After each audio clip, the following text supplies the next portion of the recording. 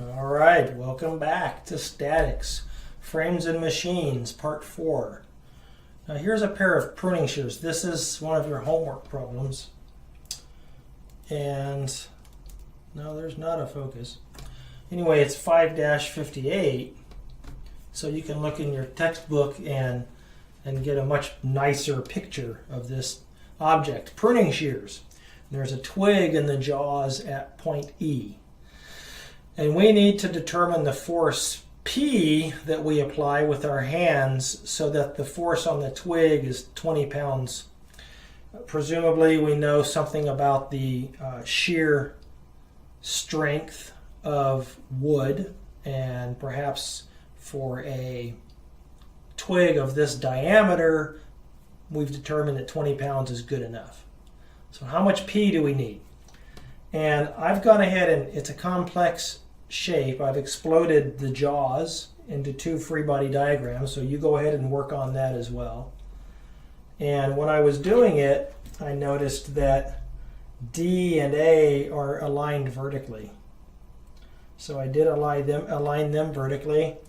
I have this little shaded, which is an emboss. This lower handle fits in behind this embossment. This kind of gives room for this handle to fit back there, and then it's pinned through at A. So the shared pin is at A. And let's see, we have a force P coming down here, and I don't know, let's just say there. And that's our unknown, one of our unknowns. And so having gone ahead and drawn, there's two other parts. There's this two member linkage in here, and there's this fourth part back here, which is this upper jaw. As it turns out, we don't need those parts for this analysis. So let's go ahead and draw the free body diagram, get all of our forces and put in there and labeled and dimensions. Be thinking in terms of summing moments when you put your dimensions on. And one more thing while you're working is that I'm going to go ahead and when I sum moments, we're going to end up summing moments and forces in the x direction and forces in the y direction on both of these parts. So you'll see as you're drawing, I'm going to sum moments about point D. And so there's a 20-pound force coming down here that the twig acts onto. That's the force of the twig on this jaw. Well, I'm going to end up summing moments about point D, because then I'll end up with an equation in terms of P and the x component of A. And then there's also the equal and opposite x component of A over here. So since pin A is common between both members, I want those components to be in all of in the equations for both of these parts. So that'll become more clear as we proceed. So I'm going to label starting with D. Now I don't know, I can probably guess how D is going to, what the forces on D are going to be. I could probably maybe deduce that, but I don't need to. I don't know what really dy is going to be, so I'll just guess it to be in the vertical direction. And I'll guess since it's a pin, it has two components, I'll guess it to be in tension also. And by looking at this thing, when I squeeze it together,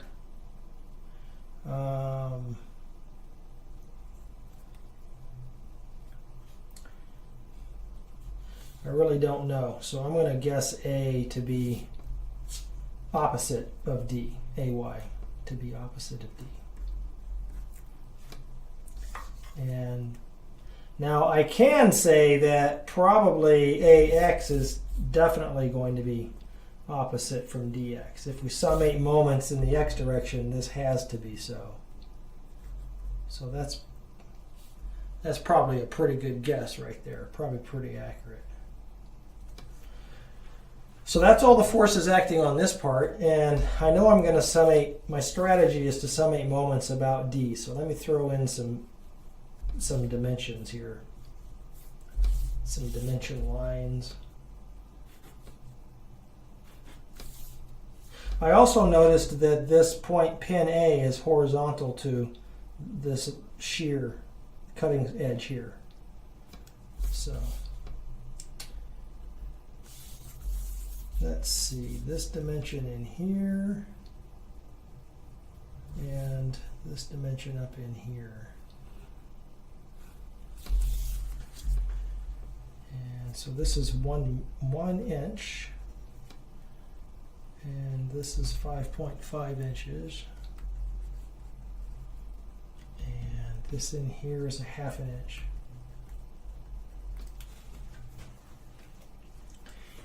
And then down here at pin A on this part now, these are Newton's third law says that this vertical component must be equal and opposite. So I will draw it as such.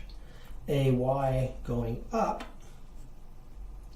And then the x component has to be equal and opposite from this x component. So I'll drop in tension AX.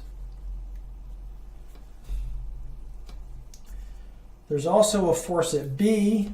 There's this two-member force, so that force does come into play. So I will draw it at the angle shown. Do I know anything about its direction? If I squeeze on this, I'll be wanting to pull away at pin A. This pin is probably going to be forced toward C, putting C in compression. Therefore, I'll put B in compression as well. Equal and opposite. B's in compression there. And I know something about the slope of this line as well. By the given diagram,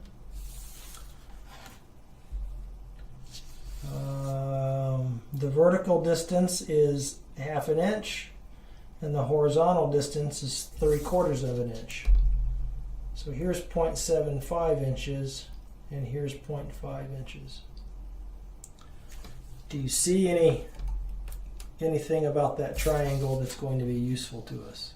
I mean, it's useful as it is, but is it a triangle that we recognize? So let's multiply both of these dimensions by 2 and see what we come up with. So 0.5 times 2 is 1. And 0.75 times 2 is 1.5. That's not really a triangle we recognize. So let's multiply times 2 again. That becomes a 2, and this becomes a 3. Aha! This is a 3, 4, 5 triangle. That's cool. So I'm going to say 3, 4, 5 triangle. That'll be helpful. So anything else, that's it acting on this part. So let's do some dimensioning. Probably when I solve this bottom part, I'll summate moments.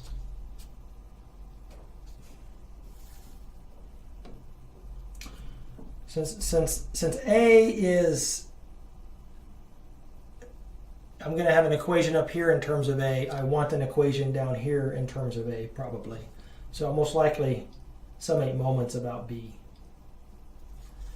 So I want some dimensions to do that. Is A, so this offset from B to P is A. A and B actually are not in the same, I didn't draw it very well.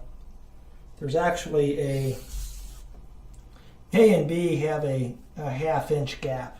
I'm sorry, here you go. A and B actually have a 1/2 inch vertical distance between them. So I did not draw this very well, but there is a gap right here, and I will represent it right like that. Sorry about that. There is a gap right here, and I will represent it as 1/2 inch right in there.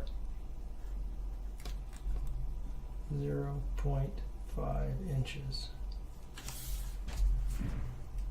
And that's it. So let's get these dimensions put in.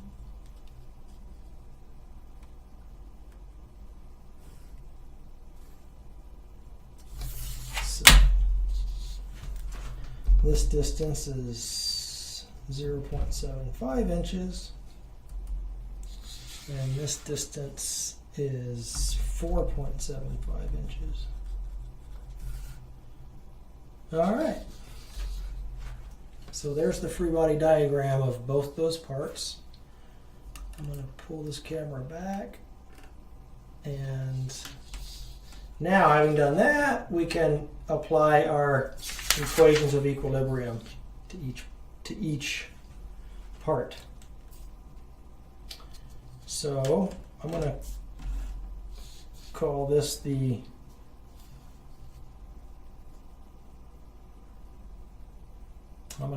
part A,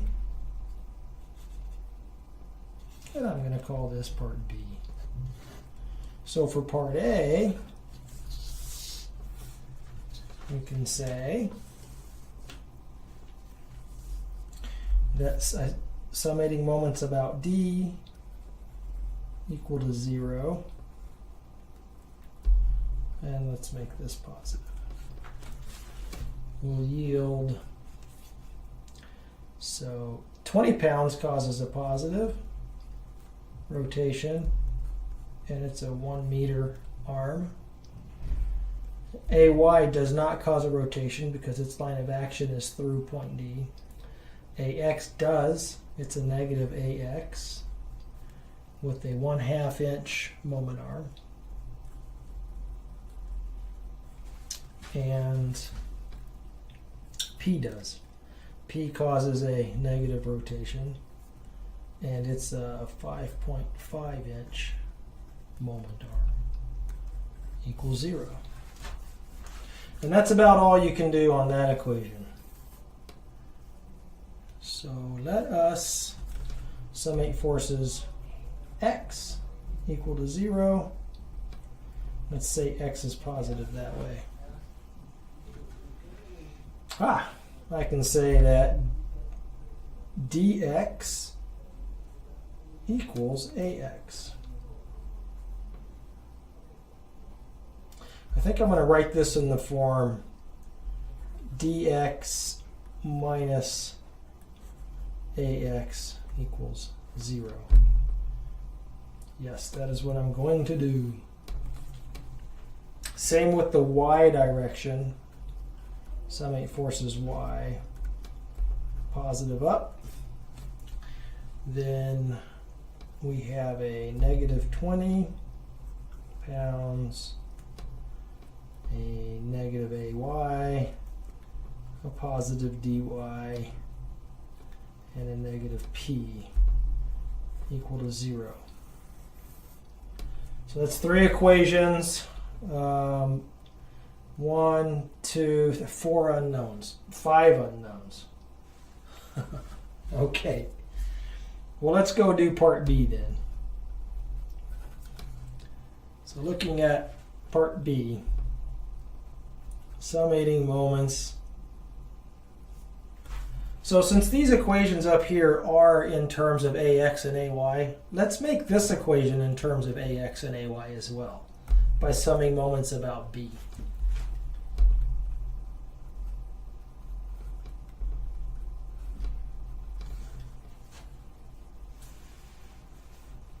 So AX causes a negative rotation with a moment arm of 0.5 inches.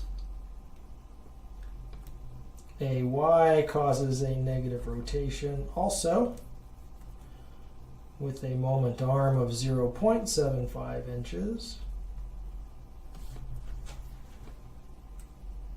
And P causes a positive rotation with a moment arm of, again, 5.5 inches.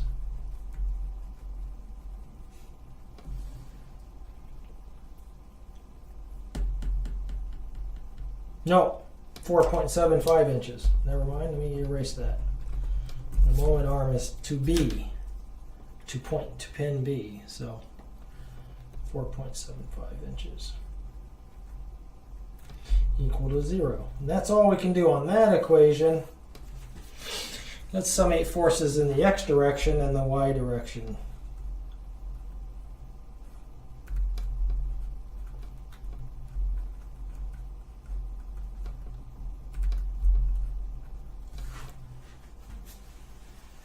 So in the x direction, we have a positive ax. We have a negative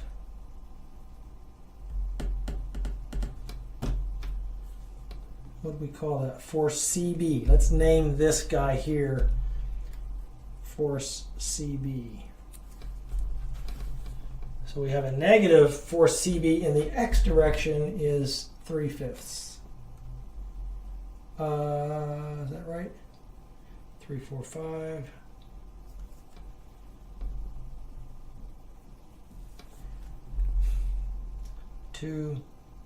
It's not a 3, 4, 5. It's okay. You probably already caught me on that one. I just noticed it. A little out of focus. It's not. It's a 2, 3 square root of 10, isn't it? Square root of 13. That is a square root of 13. So the square root of 3 squared plus 2 squared, 9 and 4 is 13. So that's, I stand corrected. Thank you. All of you that were screaming at me, saying, hey buddy, shouldn't that be square root of 13? Yeah, you're right. So it's 3 over square root of 13, force CB. Any other x components? No. Equals 0. Summating forces in the y direction.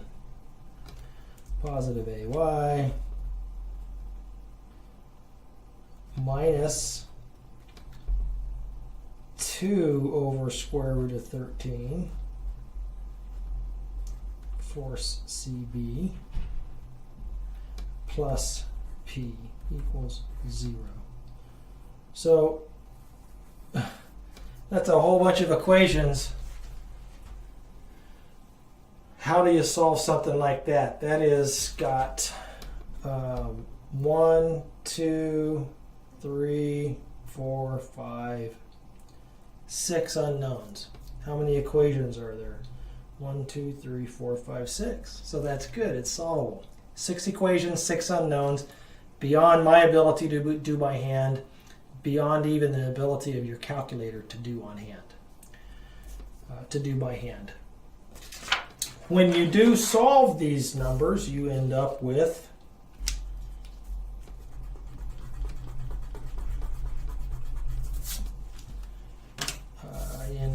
a whole bunch of stuff. P equals 2.42 pounds. AX equals 13.33 pounds. AY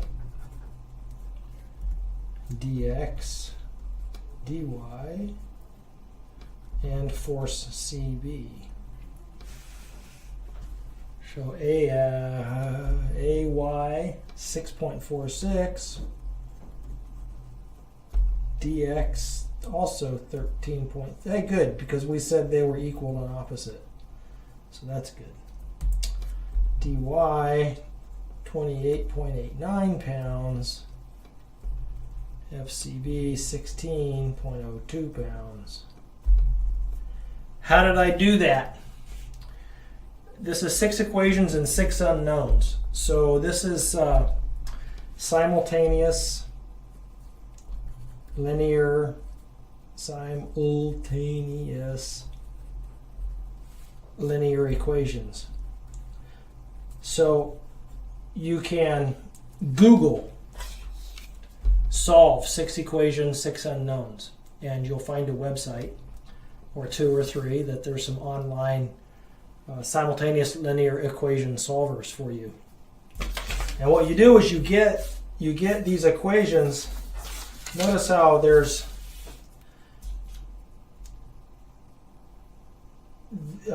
coefficients in front of each of these, and so I've already organized them in a way to where they're all equal to 0. And so you lay out a matrix. There's 6 equations, right? So you can have a matrix where you put all of your unknowns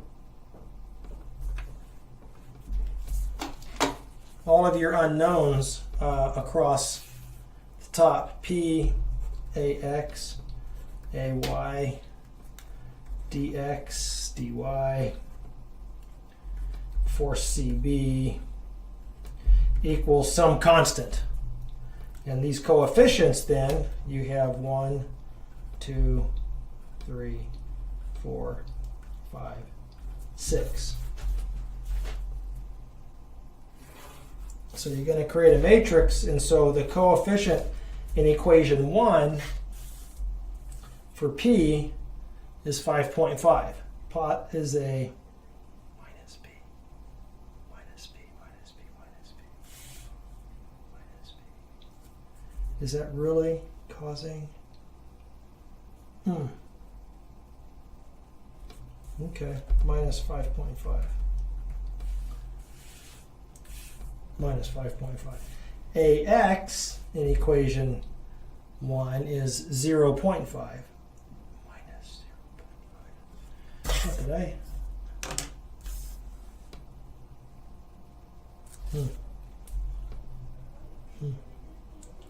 Minus 0.5. I'm just going to stop this for a second.